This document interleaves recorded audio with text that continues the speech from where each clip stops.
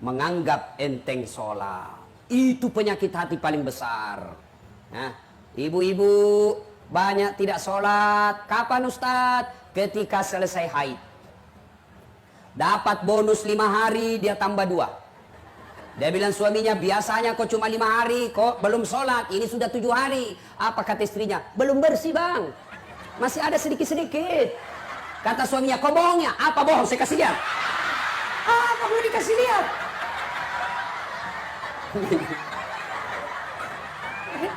Membayangkan diri sendiri. Iya toh?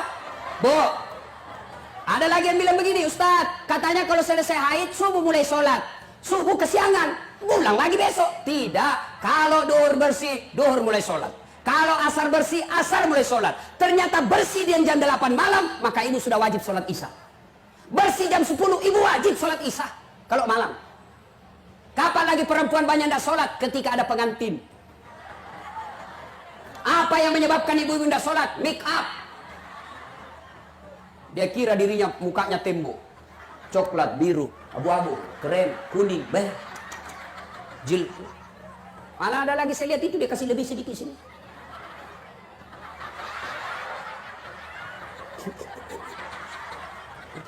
Banyak sekarang perempuan palsu. Bibirnya merah, palsu. Pipinya biru-biru, palsu. Bulu matanya panjang, palsu. Alisnya tebal, palsu. Pantatnya gabus.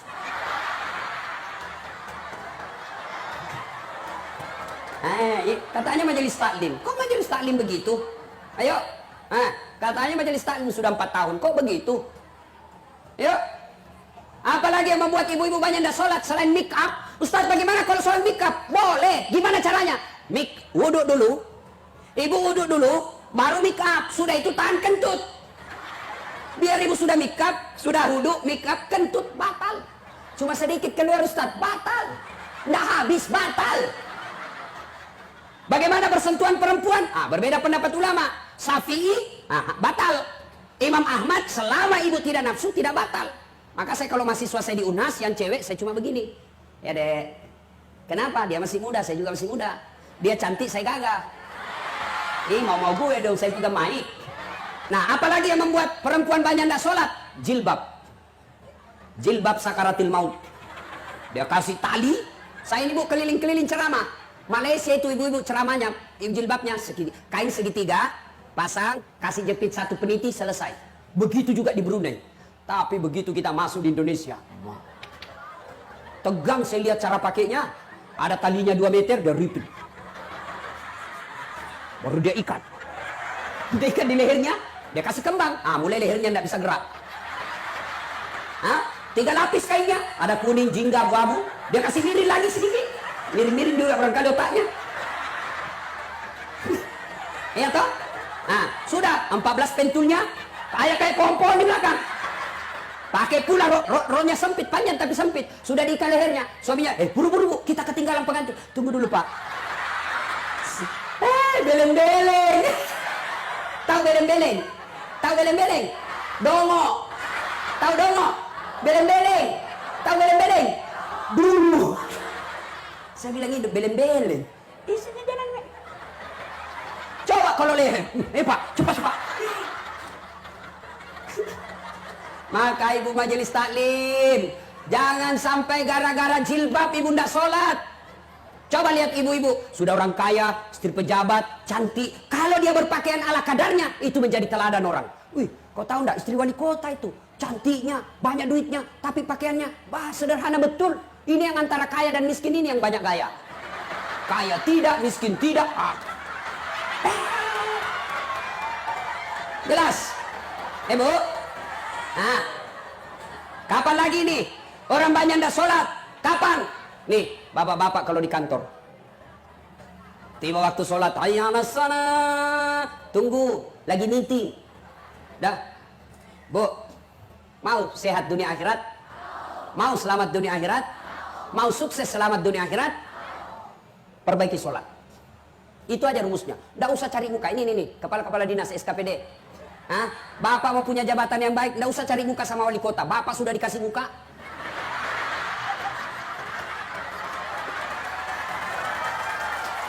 Ada juga itu ASN kayak nggak punya harga diri depan wali kota. Ya Pak, siap. Pret. Yuk perbaiki aja sholatmu, Allah yang ngatur. Kecil itu jadi kepala dinas, kecil jadi camat, kecil jadi asisten. Kalau Allah yang gerakkan, tidak ada yang kekuatan manusia bisa halangi. Ini Pak, ini Pak, ini terserah Bapak aja Pak. Cemen lu men. Coba, nih Pak Wali Kota, Pak Kapolres, itu ada ajudannya. Coba lihat kalau Pak Wali Kota panggil ajudan. Mana dia berani menantang? Ajudan, siapa? Biar lagi ngerokok, dia buat rokoknya, siapa? Perintah. Ayo. Mana ada ajudan? Panggil, ajudan. Tunggu dulu Pak, saya lagi meeting. Bilang kok dikasih pindah kok. Ayo, pada wali kota ada habis jabatannya. Allah yang panggil Bapak. Hayya 'alas salat. Apa jawaban Bapak? Tunggu. Lagi rapat. Ya sudah Allah ya, sudah kau uruslah rapatmu. Karena wali kota yang ngurus kau. Begitu ganti wali kota, Bapak setengah mati lagi cari muka. Ayo, capek Pak cari muka sama manusia. Lebih cari muka kepada Allah. Bagaimana caranya? Perbaiki sholat. Kalau sholat baik, kecil apa yang Bapak Ibu mau. Punya rumah kecil buat Allah. Punya anak kecil buat Allah. Punya jabatan kecil buat Allah. Allah cuma minta ista'inu bis-sabri was-salah. Sabar, perbaiki sholatmu. Saya yang selesaikan itu masalahmu. Itu janji Allah, bukan janji caleg. Wah, kalau caleg yang janji kita, andai boleh dijanji kita surga, dia janjinya juga kita surga. Bagi-bagi kartu nama, pilih saya, sama-sama kita orang Bugis, pilih saya, ini. Begitu terpilih dia ganti nomor HP-nya. Nah ya sudah, perbaiki sholat. Adik-adik, ada di sini masih pegawai negeri, pegawai honor, kau perbaiki sholatmu, Allah yang kasih kamu. Wallahi, saya dulu orang susah-susah jadi pegawai. Saya Unhas yang minta saya ngajar, universitas saya minta saya ngajar. Dicuri saya punya berkas, dihilangkan saya punya berkas. Malah Allah lebih murahkan dikasih surat khusus. Coba, kalau Allah yang mau kecil itu jadi pegawai. Yang tidak masuk akal saja boleh terjadi kalau Allah mau. Apalagi yang ada jalannya. Contoh Bapak, yang namanya tidak masuk akal. Ya, Bapak tidak pernah sekolah polisi, tiba-tiba mau jadi Kapolres, itu tidak masuk akal itu. Ayo, tapi kalau Bapak pegawai negeri sipil, mau jadi sekda, itu ada jalannya. Ada jalannya, jadi tidak usah putus asa. Yang tidak ada jalannya saja Allah kasih, apalagi kalau ada jalannya. Mana yang tidak ada jalannya? Contoh saya kasih. Perempuan boleh tidak hamil tidak pernah disentuh laki-laki? Bisa tidak perempuan hamil tidak pernah disentuh laki-laki? Tidak mungkin kata ilmu biologi, tidak masuk akal kata manusia. Tapi kalau Allah yang mau, Siti Maryam, wanita suci, tidak pernah disentuh laki-laki, hamil melahirkan Isa alaihi salam. Cuma sekarang banyak juga yang mau dengan Siti Maryam. Hamil tidak ada suaminya, beleng-beleng. Itu asli beleng-beleng itu. Ya. Ayo. Jadi, saudara mau baik hidup ini perbaiki sholat. Contoh lagi. Ustaz, saya sudah 30 tahun jadi pegawai. Kok tidak bisa hidup saya baik-baik? Tidak bisa lepas dari kredit rumah. Setengah mati saya ini Ustaz. Perbaiki sholatmu, Bos. Kalau sholat baik aman. Ya, sholat baik aman. Saya sudah sholat Ustaz. Betul kok sholat, tapi tidak ikhlas. Hayya 'alas shalah. Asar lagi. Barusan duhur, kok tidak ikhlas? Saya sudah sholat Ustaz, betul, tapi tidak senang, tidak semangat ketemu Allah. Ada orang sholat, Pak, tidak semangat ketemu Allah. Allahu Akbar. Bismillahirrahmanirrahim. Alhamdulillahi Rabbil Alamin. Maliki yaumiddin. Iya. Ada kan Bapak bayangkan diri sendiri. Lagi sholat kayak ditiup angin. Allahu Akbar.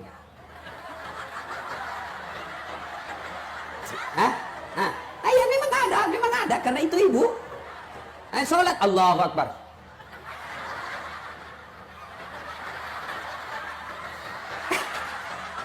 Iya toh. Bagaimana hidupmu kita mau baik Pak kalau sholat dianggap remeh? Percaya Pak.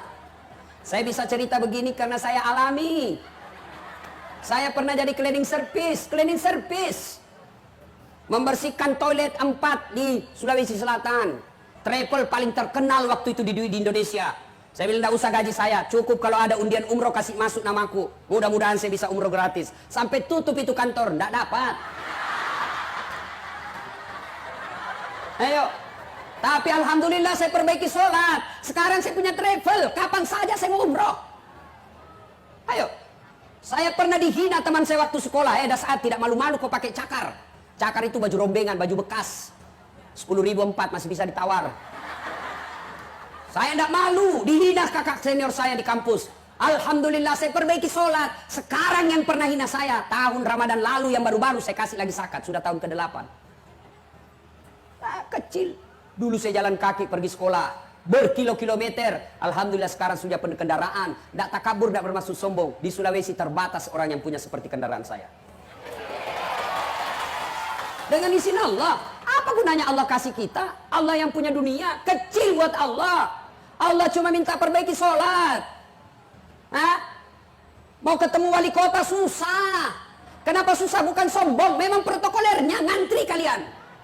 Jadi tim sukses. Datang mau ketemu wali kota. Apa kata ajudan? Apa keperluannya Pak? Nah. Kata ajudan, saya tidak bisa jelaskan ke Pak Wali. Bapak bikin proposal datang minggu depan.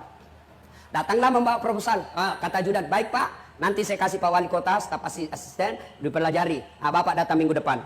Datang lagi minggu depan. Apa kata yang Bapak Wali kota? Baru saya mau rapatkan dulu. Dipelajari. Sudah, Bapak datang bulan depan. Datanglah bulan depan. Nunggu dari jam 8, diterima jam 9 malam. Kenapa? Banyak ngantri tamu. Begitu diterima, apa kata Pak Wali? Sudah dipelajari oleh staf ahli saya, ternyata mohon maaf, ini tidak bisa dibantu.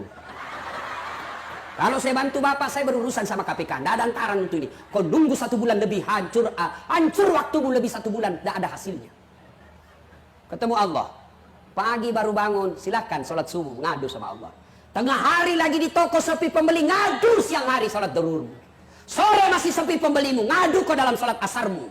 Selesai kau dagang, sepi pembelimu, maghrib ngadu kau lagi kepada Allah. Mau tidur ternyata pun masih sepi, kau ngadu lagi dalam sholat isyamu. Masih punya bonus kau bangun sholat tahajud tengah malam. Dan 24 jam siapa saja boleh temui. Jelas?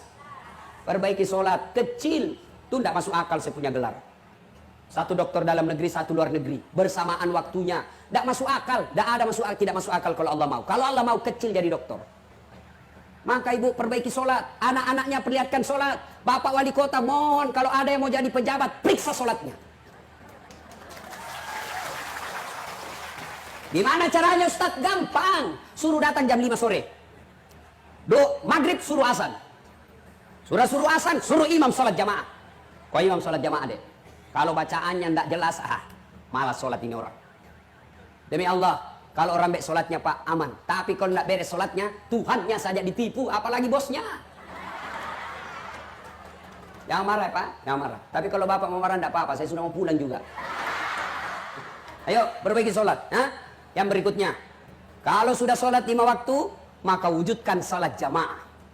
Berbicara soal persatuan, belajar dari sholat jamaah. Coba sholat jamaah di masjid. Ada yang datang dari kanan, ada dari timur, ada dari selatan, ada barat, utara. Begitu masuk, semua menghadap ke satu arah. Tidak mentang-mentang dia wali kota, datang dari timur, dia menghadap ke timur.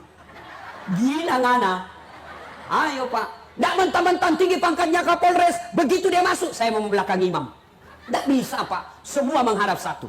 Kalau Bapak mau belajar persatuan, belajar dari jamaah.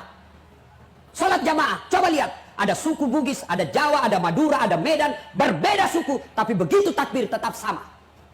Sama bacaannya, tidak mungkin beda-beda. Allahu Akbar. Tidak mentang-mentang karena dalam masjid berbeda suku, takbir berdasarkan bahasa daerah. Menjadi imam orang Arab. Allahu Akbar. Datang makmum orang Bugis. Allahu Ta'ala balopo. Datang pula orang Padang. Allah nan gadang. Datang orang Banjar, Allah ganal bujur. Terakhir orang gaul dari Jakarta, Allah gede banget gitu loh. Kacau sholat. Nah ini belajar persatuan dari sholat. Ya, jangan berpecah belah. Pemilu sudah selesai. Tidak ada lagi 01, tidak ada lagi 02. Sekarang 01 tambah 02 sama dengan 03, persatuan Indonesia. Tidak ada lagi Jokowi, tidak ada lagi Prabowo. Mau senang atau tidak, kau puas atau tidak, kau harus terima Jokowi menang. Tidak mau apa lagi. Dia curang Ustaz, urusan pengadilan sudah selesai. Kalau bebas di dunia ada lagi pengadilan akhirat, tidak usah ribut. Nah, Ini sudah lama bertetangga gara-gara beda pilihan baku musuh. Beleng-beleng. Nah kasih kok gajinya dong, oh. Sudah, jangan lagi berpecah belah. Tidak ada enaknya itu orang bermusuhan. Sebaliknya, bagus itu banyak teman. Apa baiknya banyak teman? Satu, banyak teman, gampang murah rezekimu. Saya di Makassar hampir tidak pernah duitku habis. Di mana-mana ada yang bayarkan saya. Saya ke pasar, baru turun dari mobil. Assalamualaikum Ustaz. Dalam hatiku aman dan terkendali. Coba, ada yang isi telur, ikan, saya mau bayar, berapa Ji? Nggak usah Ustaz. Nggak enak masih pagi-pagi Ji. Nggak usah Ustaz, dalam hatiku, memang itu yang kutunggu. Istri saya itu senang betul kalau saya ke pasar, nggak keluar duitnya. Yang kedua, banyak teman, gampang selesai masalah. Kenapa bisa Ustaz? Coba lihat. Saya ke Polres. Baru turun dari mobil, dilihat CCTV sama Kapolres. Assalamualaikum Ustaz. Siap Komandan. Waalaikumsalam. Kenapa Ustaz? Perpanjangan SIM Komandan. Panggil Kasat Lantas. Urus SIM-nya Pak Ustaz. Selesaikan cepat ya. Jangan lagi kau minta uangnya. Dosa kau uang Ustaz kau makan. Selesai masalah. Coba. Ayo. Banyak teman gampang selesai masalah. Yang ketiga, banyak teman panjang umur. Ayo, saya kemarin dari Sukabumi mau pergi ceramah, lanjut ke Istana Wakil Presiden. Perjalanan saya lewat di Bogor. Ya, tempatnya menaranya dari saya lihat menara masjidnya As-Sikra. Guru kita Arifin Ilham. Begitu saya lihat, saya bilang kita doakan Al-Fatihah. Karena banyak teman, semua yang lewat lihat itu kirimkan Fatihah. Banyak teman, mah panjang umurmu meskipun kau sudah jadi jenazah. Yang keempat, banyak teman gampang menang pilkada. Jangan ketawa, saya serius. Nah, ayo, cuma yang bisa merusak persaudaraan kita ini adalah sakwa sangka. Buruk sangka. Tiba-tiba Pak Wali Kota mutasi. Yang tadinya kepala dinas menjadi staf ahli. Ahli yang tidak ada stafnya. Sangka baik. Yang ketawa kok, saya serius ini. Sangka baik. Kok saya dimutasi? Berarti Pak Wali tahu Bapak harus istirahat dulu. Gunakan waktu lebih banyak sama keluarga. Sangka baik. Ini ibu-ibu yang paling sering sangka buruk sama suaminya. Suaminya dijadikan tahanan kota. Wajib lapor 24 jam. Menelpon tidak dijawab, panggilan tak terjawabnya 99 kali. Telepon suaminya tidak jawab. Sangka baik, telepon, oh suamiku lagi menghadap wali kota. Tenang perasaan. Telepon lagi tidak dijawab, oh suamiku lagi sholat duha. Sangka baik. Tiba-tiba masuk WhatsApp, saya lihat suamimu bonceng cewek, cantik betul. Oh berarti suamiku lagi nge-grab. Sangka baik. Tenang perasaan. Ya, saya dulu tamat SMA daftar tentara. Karena pendek tidak lulus. Temanku lulus jadi polisi. Sekarang dia reserse Satu Bunga di Sulawesi Barat, pakai baret merah. Saya lulus pakai baret putih jadi ustad. Alhamdulillah dia yang baret putih yang saya pakai, mulai baret hitam sampai baret merah ku cara main ke semua. Sangka baik. 2013 saya ikut pilwali di Makassar, 10 pasang calon, saya juara 2. Kalau ustad tidak, cuma yang menang lebih banyak suaranya. Sangka baik. Bapak-bapak ASN, kalau ada mutasi sangka baik saja Pak. Tenang perasaanmu, jangan sangka buruk. Apalagi pergi cari santet. Sangka baik. Nah, ibu bapak, saudara-saudara sekalian, pada intinya kita hadir di sini, mari kembali merapatkan persaudaraan. Banyak penyakit hati, tapi waktu yang terbatas. Sudah kita periksa. Oh, ini saya sakit. Sekarang wala tai'asu birrauhillah. Kalau hatinya sakit, obati. Bagaimana cara mengobati sakit hati? Ala bidzikrillahi tatma'innul qulub. Dengan berzikir. Gimana caranya ibu berzikir? Maka ibu-ibu majelis taklim, masing-masing punya bawa tas, ya. Jangan tasnya hanya dibungkus dalam kue. Ibu-ibu Columbus, kelompok ibu-ibu pembungkus. Kalau ada pengantin dia bungkus semua kue masuk di tas. Ibu-ibu Columbus itu. Kelompok ibu-ibu pembungkus. Ayo, maka tasnya isi tasbih. Isi tasbih. Ibu lagi di kendaraan, dari rumah menuju ke tempat majelis taklim, pegang zikirnya, tasbihnya. Subhanallah, subhanallah. Bapak-bapak lagi nunggu antrian ketemu Pak Wali Kota, berzikir. Subhanallah, subhanallah, subhanallah. Tiba-tiba lihat cewek cantik. Kelihatan pahanya, apa yang kita ucapkan? Bukan alhamdulillah. Subhanallah. Maha suci Allah yang telah menciptakan yang indah itu. Ternyata masih dilihat, ucapkan astagfirullah, palingkan pandangan. Astagfirullah, astagfirullah, astagfirullah. Ya, zikir. Cuma kalau berzikir, kan zikir yang paling populer itu yang 3. Subhanallah, alhamdulillah, Allahu Akbar. Cuma supaya bagus dan nancap di hati, zikirnya perdengarkan telinga dan jangan terlalu cepat. Dan zikir Pak terlalu cepat, akhirnya tidak ada bekasnya. 999999999999999. Apa artinya itu, bos? Ada dula di sampingnya, apa kau panggilkan saya? Apa panggil? Dula-dula tidak kedengar tadi. Yang bagus. Subhanallah, subhanallah, subhanallah. Alhamdulillah, alhamdulillah, alhamdulillah. Perbaiki. Ibu-ibu, satu, zikir. Yang kedua, baca Quran. Qiraatil Quran. Yang ketiga, supaya hati tenang lagi, kalau mulai sakit, perbanyak bersalawat kepada Nabi. Ya, ibu-ibu pagi-pagi lagi goreng ikan, salawat. Salatullah, salamullah. Dia dengar suaminya, dia sambung. Lalu suaminya lagi lap kaca. Ala toha rasulillah. Dia dengar anaknya lagi kerja PR. Salatullah, salamullah. Ala yasin habibillah. Lewat Pak Camat, didengar Pak Camat teriak, semua salatullah salamullah ala toha rasulillah. Salatullah salamullah ala yasin habibillah. Terakhir, dalam Al-Quran Allah bertanya, ya, apa man kana mu'minan kaman kana fasikan. Sama ndak orang yang beriman dengan fasik? Beriman dengan pura-pura beriman. Fasik itu pura-pura beriman. Kata Allah, la yasta'un. Tidak sama. Apa perbedaannya? Menurut Quran, innamal mu'minuna alladzina idza dzukirallah wajilat qulubuhum. Orang yang baik imannya, kalau dia dengar ceramah, dia dengar dakwah, dengar pengajian, maka dia berkata, makin bertambah imannya. Itu sudah bang. Pulang ceramah, benar itu dia bilang, Ustaz, saya tadi yang kena kontraktor itu.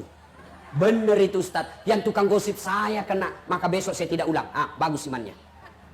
Tapi kalau sebaliknya, dinasehati tidak mempan, maka yang disindir dalam ayat berikutnya, wa tawa'un alaihim a'anzartahum am lam tunzirhum.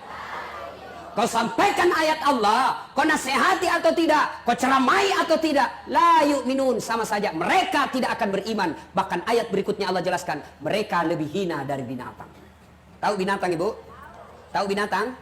Ibu saya di kampung sampai detik ini masih jual beli ayam, kambing. Itu kalau ada kambing beliau yang nakal suka seruduk temannya, dia panggil penjaga kambing, kau jual itu kambing. Nakal itu dia ganggu temannya. Sampai di pasar, Bu Haji, tidak ada yang beli, bawa pulang, potong kita makan sama-sama. Kambing nakal jual, tidak laku, potong kita makan. Tapi kalau ada ibu di sini, tukang gosip, tidak sholat, tukang tipu, dia apa? Potong. Siapa yang mau makan? Ayo, jual. Siapa yang mau beli? Merugikan. Maka ini disebut mereka lebih hina dari binatang. Inilah tujuan daripada pemerintah Kota Medan mengajak kita ke sini agar kita bisa lebih baik dari binatang dan tidak menjadi lebih hina dari binatang.